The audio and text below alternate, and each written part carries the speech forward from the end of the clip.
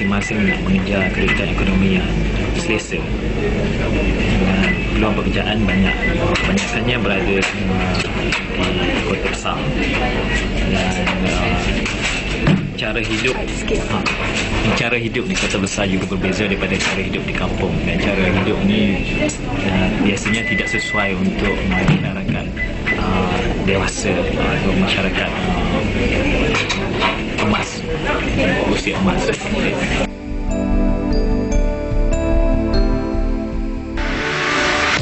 Rumah kebajikan bukanlah jalan penyelesaian, tetapi carilah pendekatan lain. Mungkin ke arah pendidikan agama selain mengukuhkan institusi keluarga. Selain itu, cari punca masalah-masalah yang terdapat di dalam institusi keluarga, dan dari situ keputusan boleh dibuat untuk cari jalan penyelesaian.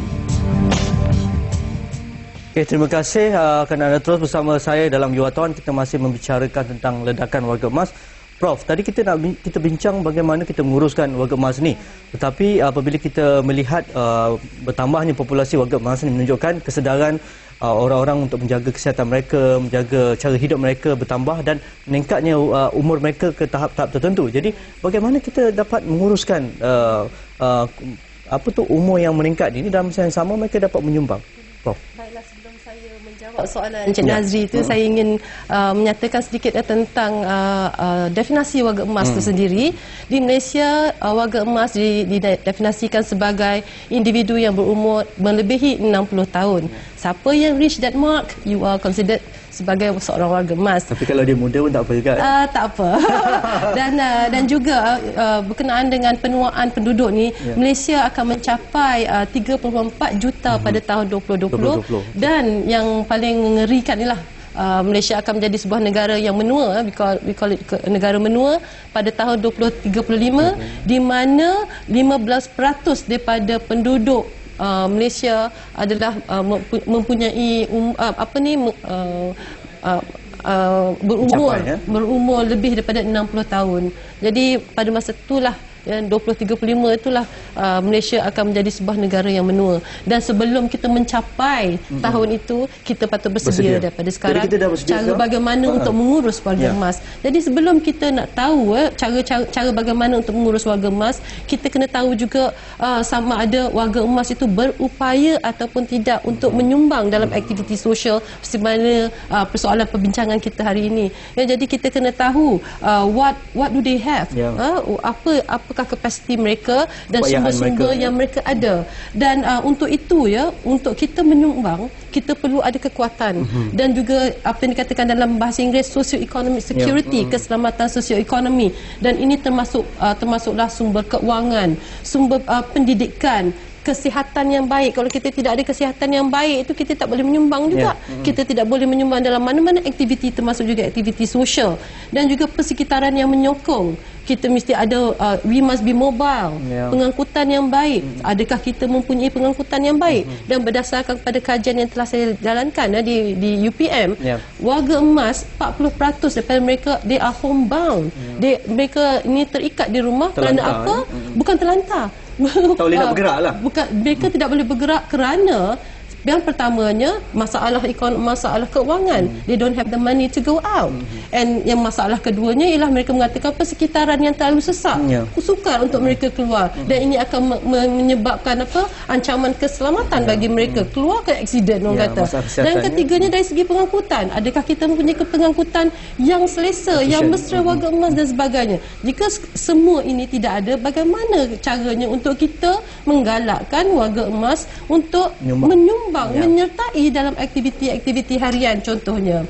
So these are the questions yang sebenarnya sama ada mereka ini memiliki sumber-sumber apa yang dikatakan sebagai socio-economic security ini. Selagi kita tidak dapat memenuhi keperluan dan juga memenuhi these capacities, therefore kita boleh katakan bahawa kita tidak berjaya untuk menggalakkan warga emas menyumbang dalam aktiviti. Apabila kita berbicara tentang warga emas, terlintas di fikiran kita anak-anak kita ataupun mereka yang mempunyai keluarga yang berusia lebih daripada 60 tahun tu, apabila mereka berkejaya, mereka tidak ada masa untuk menguruskan warga emas ni ataupun warga tua ni.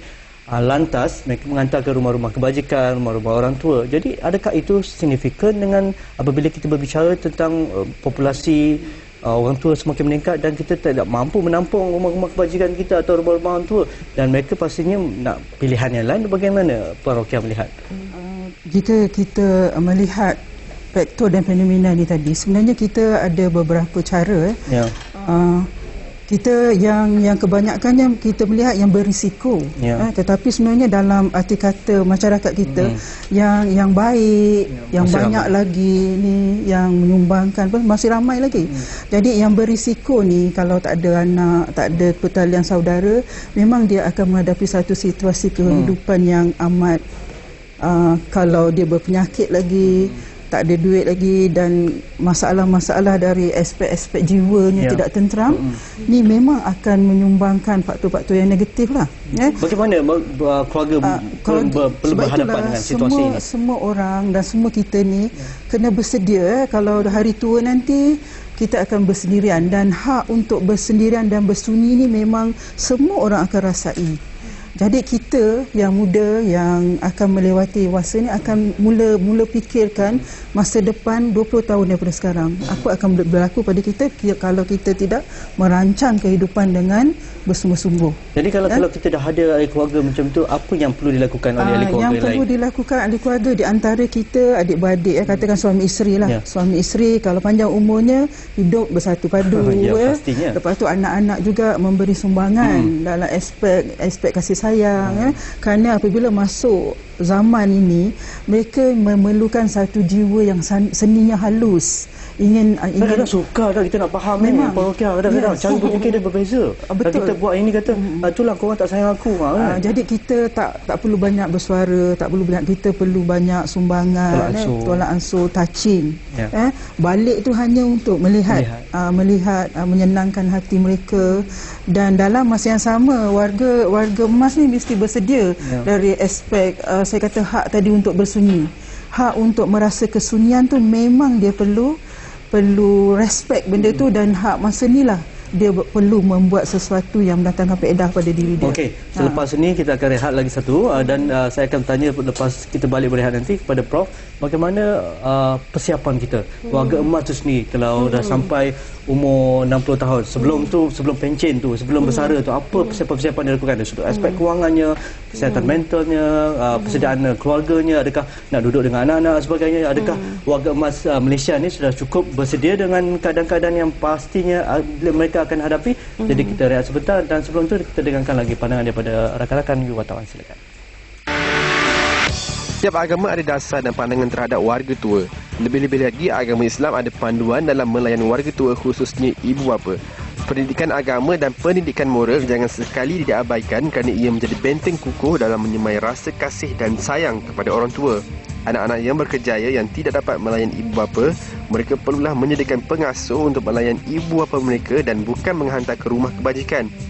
Melalui media biasa berperanan menyuburkan rasa kasih sayang kepada ibu bapa melalui promo dan iklan-iklan yang disiarkan dengan menekankan kepentingan kasih sayang kepada ibu dan bapa.